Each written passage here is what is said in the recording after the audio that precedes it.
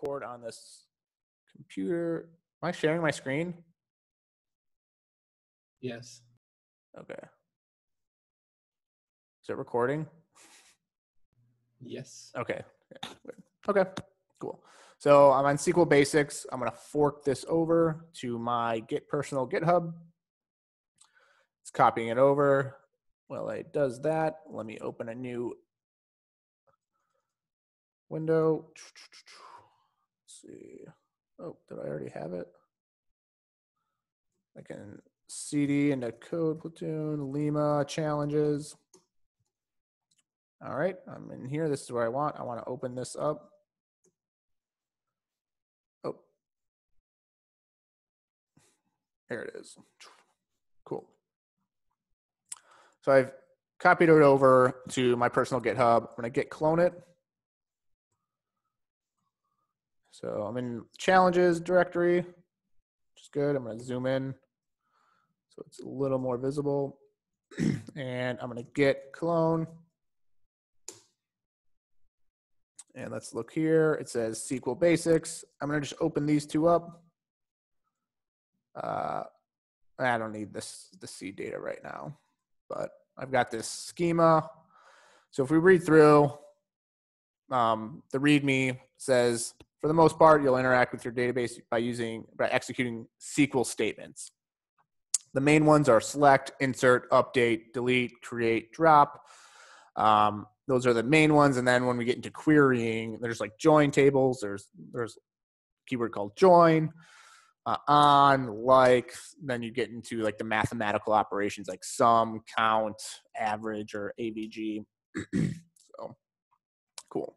So in this challenge, we're going to create a database, write SQL to create a schema. So create tables which is the actual schema, the database schema. We're going to inspect our schema from the command line.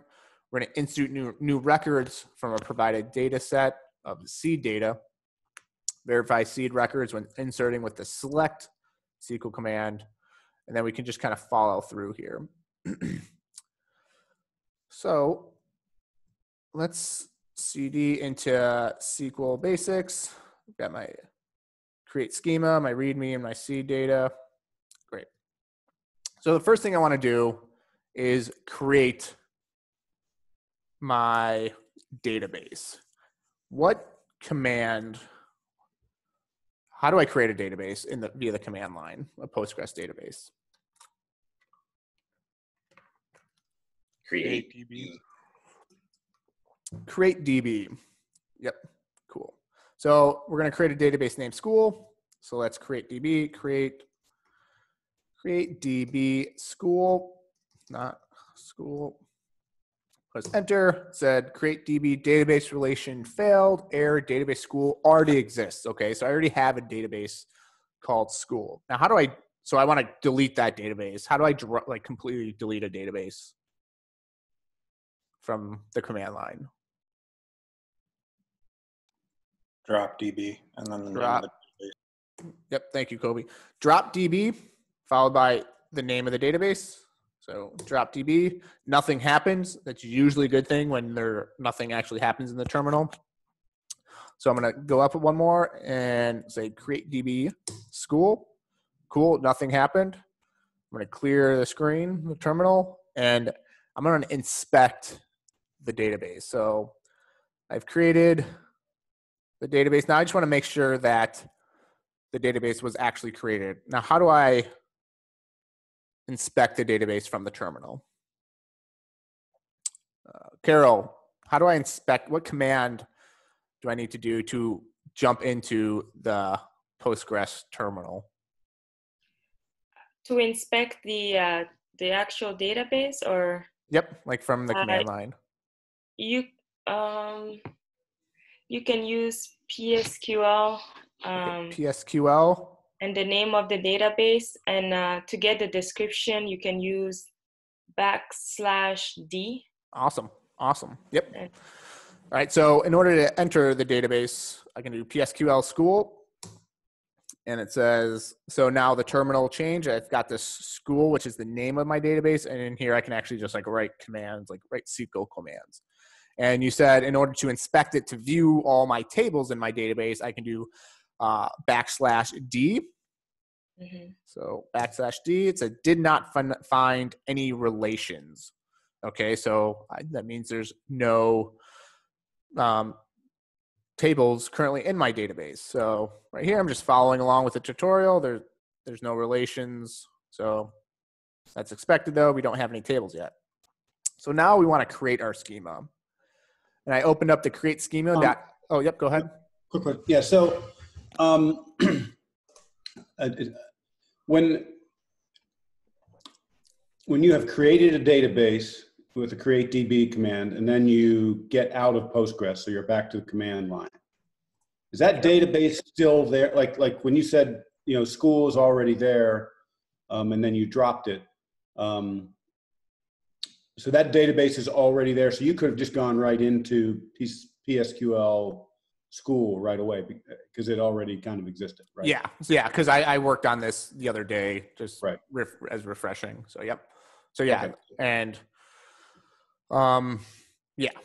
And so the database is there unless you drop it. Correct. Yeah. And I'll get into, after this, I'll show you if you have a Mac, you'll be able to I'm going to show you how to download some software so you can get a visual representation of all the databases on your local machine. Does it show up in the LS anywhere? Not that I know of. I don't know if I can. Does anybody know of a command to show all the databases? I don't know of one. So it's inside Postgres, basically. Yep. Okay. So there is a software that you can download that you can see all. What the hell? All right, that's not cool. Yeah. Well, I got it. /L. Is it \L? Like inside the database, or? Yeah, in the client. Yeah. This one? Yeah, because school is your database, right? Yeah. Huh. Interesting. So I don't know. I had like probably 20 or 30 databases in my local machine. So we'll see what actually happened if I lost them all or something. All right. So let's get back into school, PSQL school. So we're currently in, and now we actually want to create our tables. So in our initial schema, we have drop table, if exists, students, create table, students, followed by parentheses. And then we have all these columns and the data type for these columns. So I'm just looking down here. We have column types. We have integers, decimals, varchar. And then within the varchar, it takes in a length of what the maximum length of characters that this specific column can accept. We have character length, which is a fixed length string. I don't know if I've never used this one before. We have text. How is text different than varchar? It goes up to 16 kilobytes. I looked that up. That's all it says. Whereas I don't know how much does varchar go up to. I think probably just 255. It probably uses a byte value for that. Yep. So text values, if you want to, somewhere in your application, you have a text area, like a big form. So it's like, say like WordPress, like you can write long blogs. You'd want to use a text versus a varchar. So like for short fields, like filling out your first name, last name, you should use varchar. For very long paragraphs, you can use the text column type. We have date, we have timestamp, integer, cool. So does anybody have any questions? Yeah, Tom, real quick on the varchar. So it just feels kind of lazy. I find myself just using 255 at a time, right? Yeah. I mean, is there a best practice there? I guess you can't go wrong with 255 other than if you were really, seems like if you were really space or performance. Right. I would say But that I don't know. like, so the reason it is pretty lazy most of the time I've used like just 255 unless there's like, I don't know of an example for if you're typing in oh, go ahead. Later, there's a grade column, Mhm. and that's like 1, 2 letters. So I use like bar chart 2 on that. Yeah. So exactly, like stuff like that that you want to limit like the quantity or the length of characters. So yeah, like grades if you only want one character. And the reason why you might want to use it in that case is because your last line of defense is your database schema of like what you limit in that database. So, and also you want to keep your database kind of slim. So if you're, like you said, you just memory management and like speed. But for all intents and purposes, we'll jump around, be like, oh yeah, like if we're filling out a city, like I don't know of any city that has a length of like a US city that has a length of more than maybe like 100 characters, or like a state, for example. So at that point, we might like just limit the size. But yeah, most of the time. Oh, go ahead. Without putting in context in the app, it just seems like best practice, right? I want to sanitize the input before I ever try to stuff it in the database. And if I'm relying on the database to give me form validation, I got bigger issues, right? Right. Yeah. But you'll always like, you're going to want to have multiple layers of defense when you're sanitizing your data. So you're going to have it on the front end. You're going to probably have it. Yeah. They're probably like 3 or 4 lines of defense, but your very last one is your database. So you want to kind of ensure that your database layer is secure. Okay. Yeah. But yeah. Oh, go ahead. I think there's 2 issues here. Varchar didn't always exist. Before it was just char and you told it how many characters. So you had to pick a length. It wasn't just a variable. It goes into storage, kind of like how arrays work. You pick a length and that's it. It's that length until forever. And so that goes to storage and retrieval and the speed of that. So text probably came out later, so you can have a variable amount for things like documents and whatnot.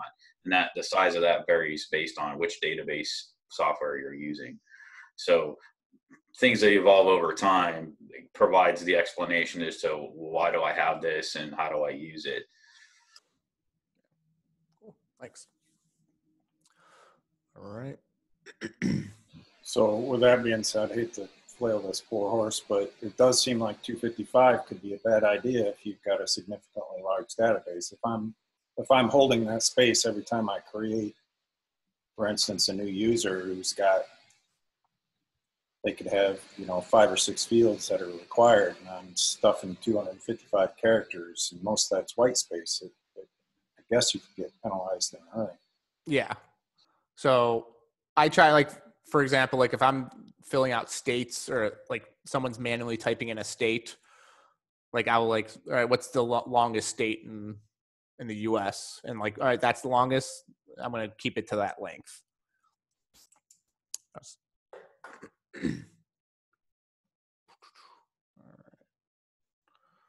All right. So we're in our school. Now we can actually load our database schema, insert these tables into our database. How do I go about doing that? Can someone tell me the command? There's a couple of ways we can do it. Aaron, how do I load my database schema into my school database? You could, from your schema, you can even copy paste it in there if you want. I want to load the file. So is there any, do you know the command? Yeah, from the command line, isn't it like that greater than symbol? Like yep. Okay. So I can do, how do I quit from the command, the school database? Control D. Control D. Oh, Control D. All right, yep, that's one way. And you can also just \Q. All right. So I can do. That was one thing from was it Jack who said like Control D is basically the universal way to exit out of anything. Okay. So in order to insert this create schema SQL, this SQL file, I can call, all right, in my Postgres school database, insert this create schema.sql file. So when I do that, it says, notice table students does not exist. I'm going to skip this command or skip this line, and then I'm going to drop the table. So it's just like drop table and then create table. All right. So now I can go ahead and inspect it. I can PSQL school. Now I'm in here. Now I can, as Carol said, I can inspect it by doing \D. And now I have the list of relations. I have this students table. And then it looks like I've got the students underscore ID / sequence. I think this just says, you know, it has an ID, the primary key, and it's sequential. So it increases every time I insert data. I can also, how do I like actually look at all the column names and types in the students table? Is anybody? So I can investigate the specific table name by doing \D followed by the students, by the name of the table. And here we go. It says column, the type, integer, and just some other information, some constraints, not null, not null, not null, and that's indicated by saying not null, not null, not null. What does not null mean? Can't have a blank value in there. Yep, can't have a blank value. But it looks like the ID, the first one, says ID integer not null, but I don't have not null here. Why don't I need that? Primary keys have to be there by definition. Yep. So yeah, by default, primary keys are not null by default. All right. And what is a primary key?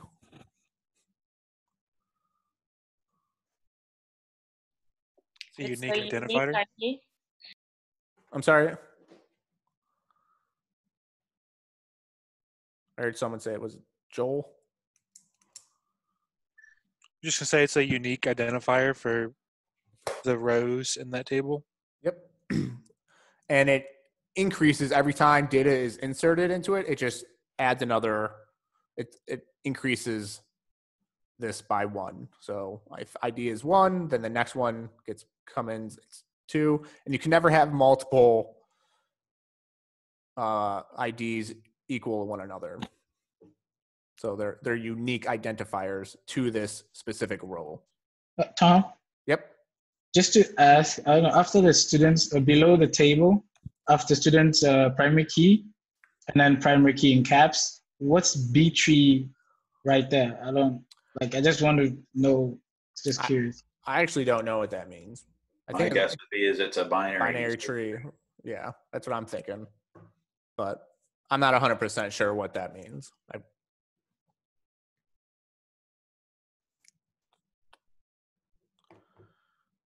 All right, so we can inspect school. Now let's keep looking. So first name, last name, 255. 255. I mean, I've seen people with some long first and last names before, so who knows? All right, address is integer. So address ID is an integer. We'll get to that later. So serial is a special column type provided by Postgres. It creates an integer column whose value is automatically set to the next number in the sequence starting at 0. All right, so here are the other tables you need to write the create table statement for. So we have addresses, classes, and enrollments. So I'm just going to copy each one individually and go ahead and essentially replicate what's up here between line 3 and 9 to addresses. So I can do create table, addresses. And your table names will always be plural because a table has multiple addresses. So it's going to have the addresses table. And same with students. So open parentheses. I'm going to ID serial primary key, comma, what is next? Line 1. What should line 1 be? It's a varchar. Addresses. Let's just call it 200. Let's actually do 100. Not null, comma, city, varchar. Let's do the 200 because I know there's a lot of not null. Actually, let's just do this 100 as well. Birth date. Oh no, state. Should we do state abbreviations, just like the 2-letter? Let's keep it at 2 and not null. And let's see if this will work. Zip code. Zip code, I don't want somebody to write a bunch of like numbers in it. So I'm going to actually keep it as a varchar and limit it to 6. Oh. I know zip codes can have a dash followed by another 4 characters, but for all intents and purposes, I'm just going to keep just the first. Is it 4 or 5? Yeah, first, just the 6 letters of the zip code, and it's going to be input as a string. If I need to convert it to a number at some point, I can do that on the server side or on the front end, depending on. I think zip codes have 5 numbers. 60201. You are correct. Thank you. Should be 5-4 if you're doing the whole thing, but yeah, 5. All right. Yeah, 5. Sorry. Thank you. So next one is credits or classes. All right. So we could do create table, classes. It's plural. Without ID, always do the primary key, comma, name, class name, varchar. I'm going to keep this at 255, not null. And then credits, let's just call it an integer, how many credits it is. I'm going to keep it as, it could be blank. So it could be null. So ID primary key, name of the class, and how many credits that class is worth. So now we get into enrollments.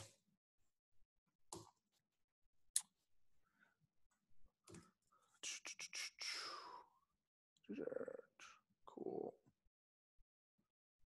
And we want enrollments, create table, enrollments, ID, serial, primary key. And now, what kind of a table is enrollments? So we have student ID, and the student ID, this is where we get into like a join table. So the student ID should equal the primary key of a student. What is that called? Or foreign key, I think, right? So what is a foreign key? It's a primary key from another table. All right. Yep. It's a primary linked list. It's like how we did linked list before. Okay, cool. So the student ID is, so we have a primary key, which is always like the first ID of the column for enrollments, and then student ID is an ID that exists on another table. So, for example, it's the ID here. So this is called a foreign key. So how do we create foreign keys? So how to create foreign keys in Post, yeah, let's do SQL. So foreign key constraint, W3 schools. So I don't know what any of this is. So we have references, ID int, foreign key references, person ID. I just want to look at something else. Example. Microsoft, I don't want that. Tutorials points always a good reference if you just like follow anything by in Google, like something example. They give pretty good examples. Foreign tree. So it looks like here we have customers. Whoa. Customers table. We have orders table. And this order table, or this orders table, has a customer ID with an integer with references. So it looks like I'm going to type in references. Postgres example.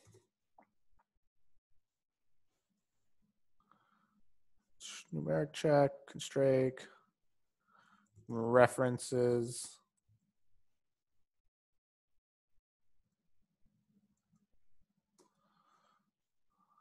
So it looks here.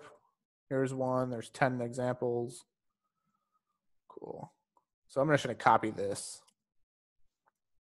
See if this works. So student ID integer.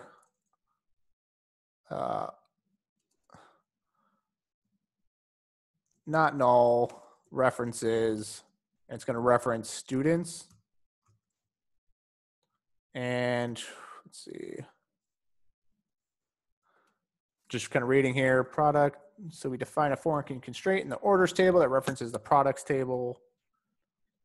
Orders non-product number, entries that do not appear.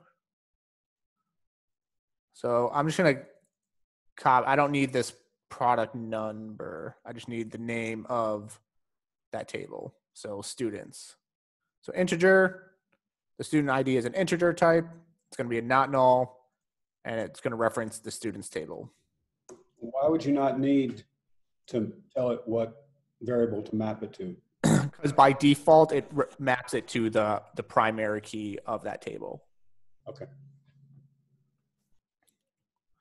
So we can do class ID. Class ID, same thing, integer. I don't want to have a not null constraint, so I'm just going to leave it. I'm going to exclude the not null. I'm going to do references, classes, and then grade. Do varchar and leave it to 2 because I could do like an A+, A-, or D-. All right. So let's see if this works. So I've updated my students or my schema by adding the addresses, classes, and enrollments table. Let's see if this works. So I need to reload my schema into my database. So I can do, there's another way you can do it. So if you just do \I followed by the create schema file, it loads it, it inserts. So I'm already inside my database. If I do \I, it's like inserting the create schema file. Oh no, syntax error, create table classes. So line 12, and also the errors in SQL and Postgres, like it's not that clear what the error is. It just says syntax at or near create on line 12. So line 12, see, like really? Like, how does that help me? Does anybody, so SQL 46, here we go. Maybe the semicolons after the parentheses? That's right. I'm missing the semicolons after creating all the tables. Let's see if that works. So I'm going to insert, so I'll do it the other way. So PSQL school, create schema, drop table, create table, create table. Awesome. Now, let's look at the README. Where am I at? So we have to test our schema. Let's take a look at it. And then we'll get into loading some data.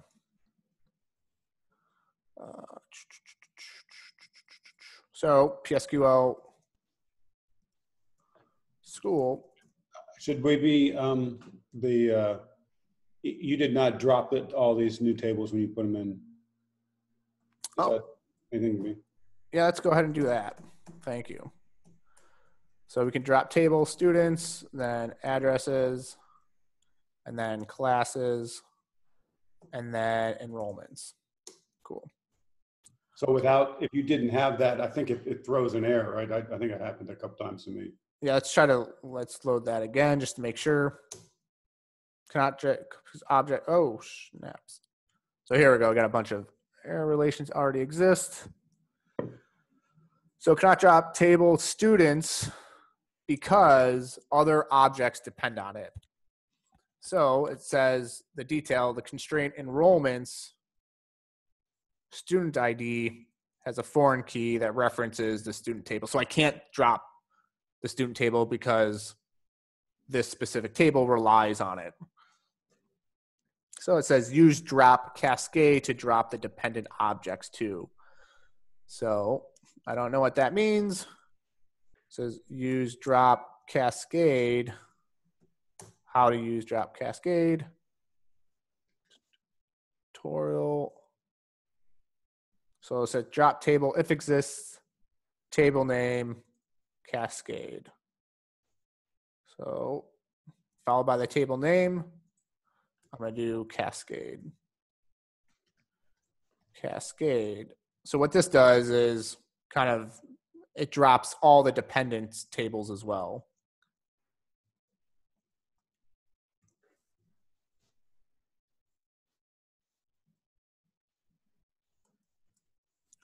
So let's clear that again. And run that. Cool. So it says drop cascades to constraint enrollment student forward. Okay. Doesn't matter. Dropped it. All right. And then it created all 4 tables. Great. So it dropped all 4 tables. And then it recreated them all. I can inspect it by PSQL school. Fuck.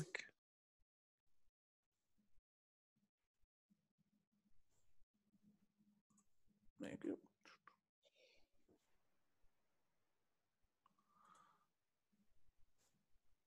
Right, so you didn't have to install anything. You just literally type Cascade. Because every time I did that, it just threw up an error. It started crying at me, and it wouldn't work. Really? I was like, it can't be that hard because that's what all the tutorials said. Just put Cascade. Does it still throw an error? Let me go back and. Well, we can take it offline and troubleshoot it once we're done with this. All right. So I can inspect it by doing \D. And here we go. You have all our tables, addresses, classes, enrollments, students. Now let's inspect all of them, addresses. All right. So we have all the. Hey, Tom. Yep. I noticed that for line 47, student underscore ID, we didn't have to tell the program which column to reference to it directly. Does that have to happen some cases or no? No, it defaults to the primary key of this table by default. Okay. So if I look, yep. On the students table, and I have this problem. I like putting IDs all over the place to cross-link these things, but does that, so I'm trying to think, right, this is getting into cardinality and ordinality and all that good stuff. So a student could technically have more than one address. So should addresses have the student ID as, right? So so for this example, a student can only have one address. Gotcha. If a student can have multiple addresses, then we'd have to create a table, like pretty much like a join table that has like, says like student addresses. It'd be like a many-to-many relationship, which we'll get to in the future. So right now it's a one-to-many. The way you have it right now, it would let students share the same address. Yep. Right. Yeah. So student. So if you have like brothers or sisters that are in the same program, they can all share the same address. So it'd be like Tom. Like Tom has an address ID of 4. My sister, Katie, can have also have an address ID of 4.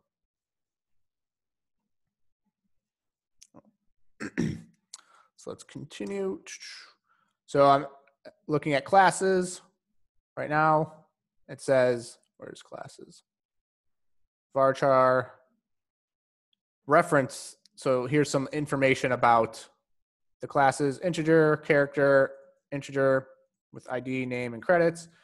Indexes, it's got a primary tree, and it's also referenced by the enrollments table using the foreign ID or foreign key which is the class ID. So I can \D, enrollments, and likewise. So foreign key constraints just gives a little more information about the enrollments. So everything looks good.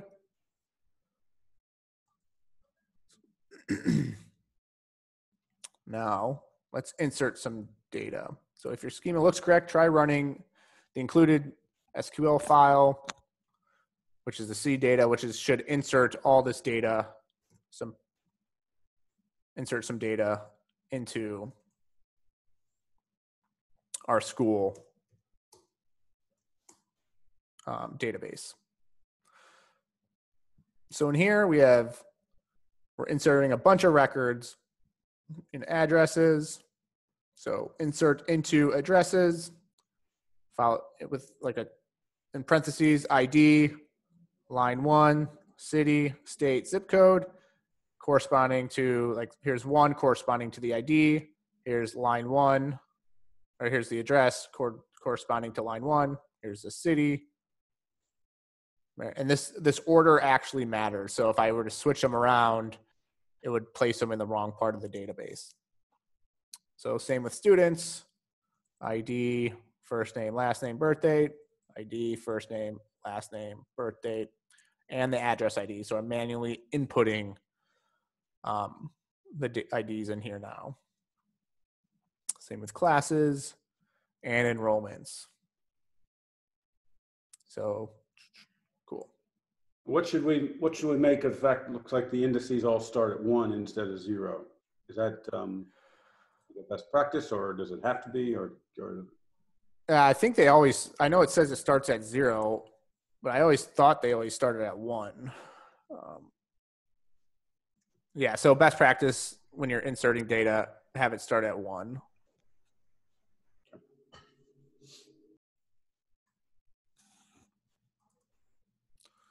All right. So I want to insert this data into here. How do I do that? Pretty much the same way, PSQL school, insert into seed data.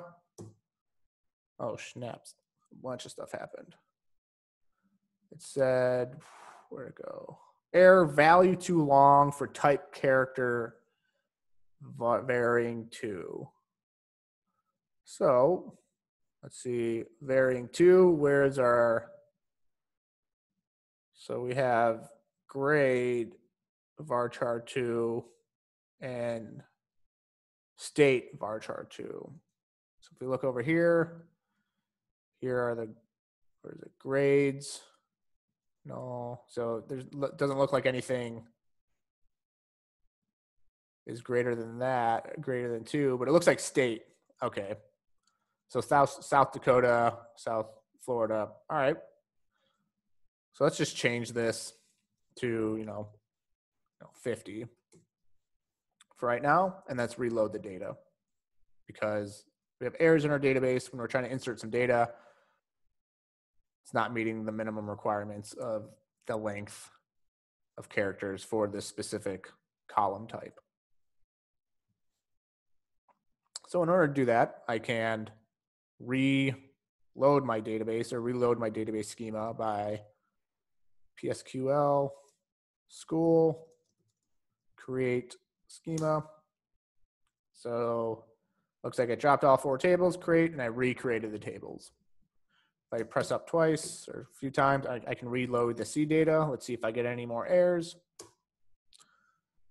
All right. So I think the statement of the obvious, by dropping the table, you're dropping the data as well. So you've zeroed out the data.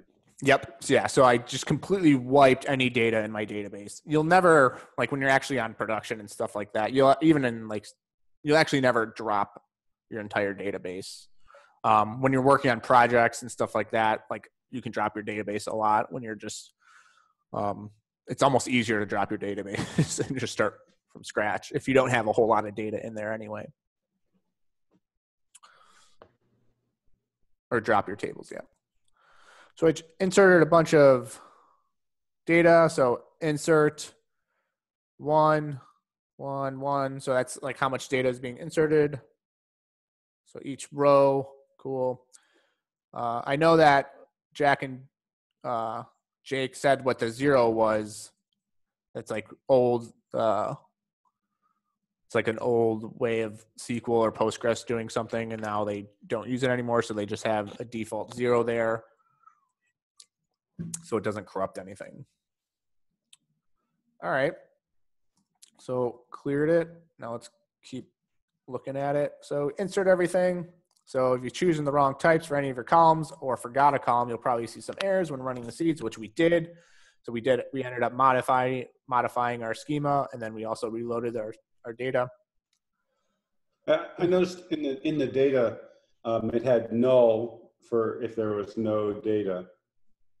Is that, could you just do like in a CSV and just do comma, comma with nothing, or do you need to specifically specify null? If you have a default, so you are able to have a default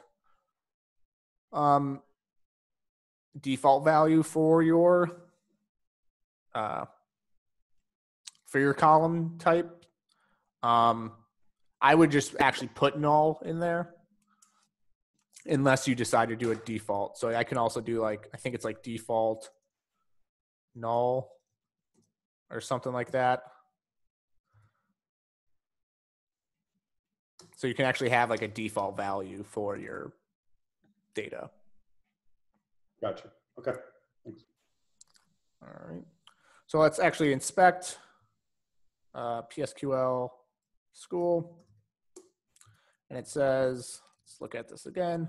If you seed ran successfully, connect to your database again and select the command and quickly inspect all of your records in the database. All right. All right. Now, how do I select all, like, I want to select all the students, select all the addresses, enrollments, and classes. So if I just want to do, oh, go ahead. Select using a wildcard and then from students, and then it takes like every students. Of it. All right. Yeah. Oh, with your you missed your semicolon. Awesome, thank you.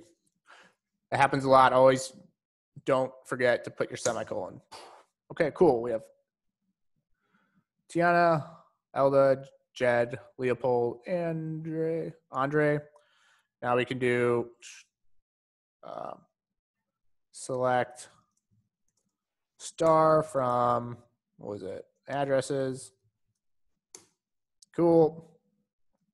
Addresses. Select star from classes. All right. And we can select star from enrollments. Nice. All right. Let's see what we got. Now, if I wanted to actually grab, I want to find, was it Tiana's? I just want to grab Tiana from the students table. How do I do that? Select everything from students. And then what do I do? What's the keyword? Where name of the column, first name, equals Tiana. Is that right? It's the underscore. Quotes, right? Never mind. It's Single quotes. Single quotes? Single quotes, yep. All right. What if I do double quotes? What happens if I do that? It's kind of Bad thing. Oh no, what did it say? Column. That's for referencing a field name. All right. There we go, Tiana. Cool. So I got Tiana. What else do I have? I want to see Tiana's address. I want to see where Tiana lives. So I actually have the address ID is 1. So this is kind of easy way. Select everything from addresses where is it ID equals 1? There you go. But if you didn't know where, like, the ID, because you really don't know where, like, the specific ID is. If I wanted to get the addresses or get Tiana's address, how do I do that without hard coding?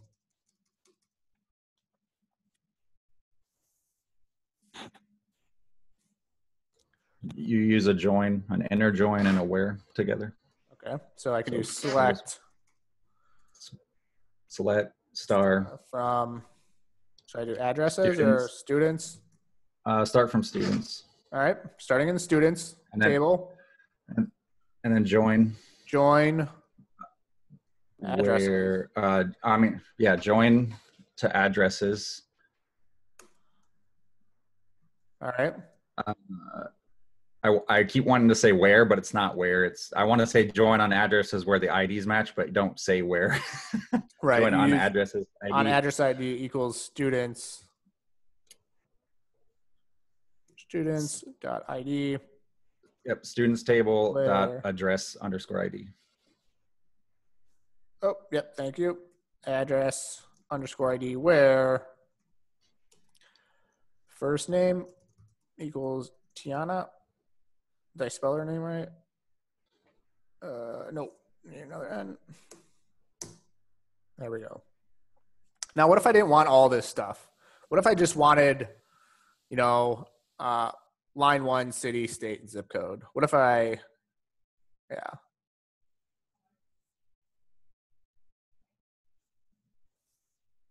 Just replace your asterisk with what you want. All right. Yep. Can I do, is this going to work? Addresses. I'm just going to star, I'm going to do line 1. Addresses. So it'd be addresses. I don't wonder if this is going to work. Dot city. Addresses. Dot state. Comma addresses.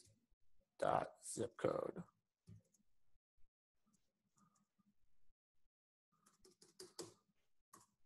There we go. I can also just do. I might need to Your terminal's getting kind of low. Oh, all right, on, yeah. on the Zoom chat, Tom. Thank you. So I've got select addresses, dot line 1. So I'm literally just copying or grabbing the columns I want. So this looks like it's pretty much everything from that table. So I can also, instead of just manually typing all that out, I can do just addresses, wildcard, and the same thing. It also includes the ID. But I don't know if that, like I can't tell what this is from or who it represents. So I can do students dot first name as well. So I've got first name, Tiana, ID, and followed by, let's run that again. So select students, first name, I'm grabbing the first name, I'm grabbing all the address information from students, joining the addresses where, essentially on, where the addresses ID equals the students.address ID, where the first name equals Tiana. You can also throw it into, oh, go ahead. Well, I was just, so to kind of go through the logic of that again. So it seems odd to me where you're doing select something from an addresses table from students. So should it really be thinking of it as select from students or the join table? So we're selecting the students table. So we're grabbing that and then we're joining the addresses table. Okay.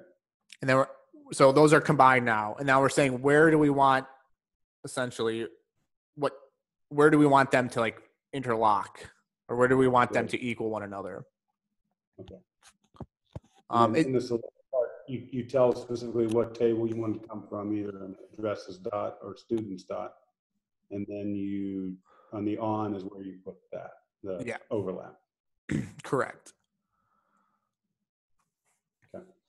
And you can even say where, I don't even know if you need first name, because when I just do join, this is defaults. I think it defaults to an inner join, but 99, like most of the time I just use join. I just use like inner join. I rarely ever use a left join or right join or full, what full outer join or whatever that's called. All right. And there's that way we can view it. And if you do \x, you can do expanded display is on, and then I can run that again and it kind of shows it this way. Just personal preference. And do \x again, and you turn it off, the expanded display.